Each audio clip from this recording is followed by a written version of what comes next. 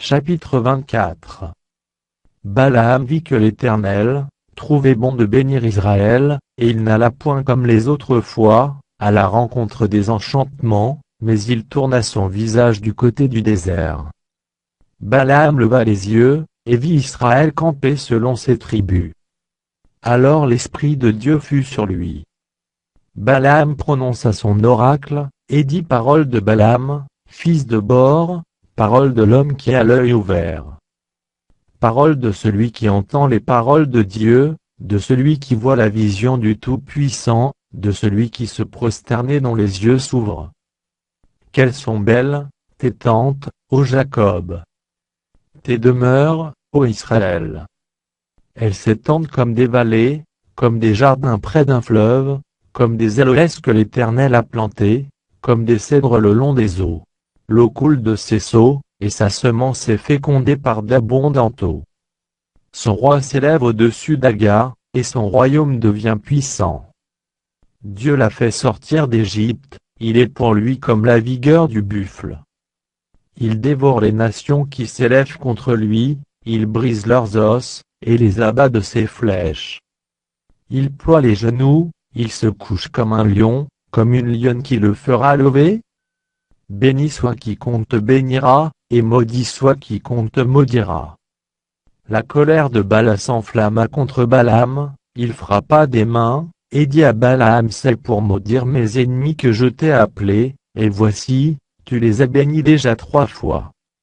Puis maintenant, va-t'en chez toi. J'avais dit que je te rendrais des honneurs, mais l'Éternel t'empêche de les recevoir.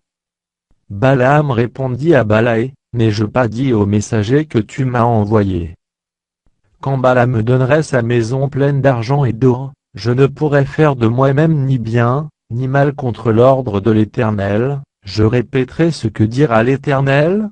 Et maintenant voici, je m'en vais vers mon peuple. Viens, je t'annoncerai ce que ce peuple fera à ton peuple dans la suite des temps. Balaam prononça son oracle, et dit parole de Balaam, fils de Bor, parole de l'homme qui a l'œil ouvert. Parole de celui qui entend les paroles de Dieu, de celui qui connaît les desseins du Très-Haut, de celui qui voit la vision du Tout-Puissant, de celui qui se prosterne dont les yeux s'ouvrent. Je le vois, mais non maintenant, je le contemple, mais non de près. Un astre sort de Jacob, un sceptre s'élève d'Israël. Il perce les flancs de Moab, et il abat tous les enfants de Seth. Il se rend maître d'Édom, il se rend maître de Séhir, ses ennemis. Israël manifeste sa force. Celui qui sort de Jacob règne en souverain, il fait périr ceux qui s'échappent des villes. Balaam vit Amalek. Il prononça son oracle, et dit Amalek est la première des nations, mais un jour il sera détruit. Balaam vit les Kéniens. Il prononça son oracle, et dit ta demeure est solide, et ton nid posé sur le roc. Mais le Kénien sera chassé, quand l'Assyrien t'emmènera captif.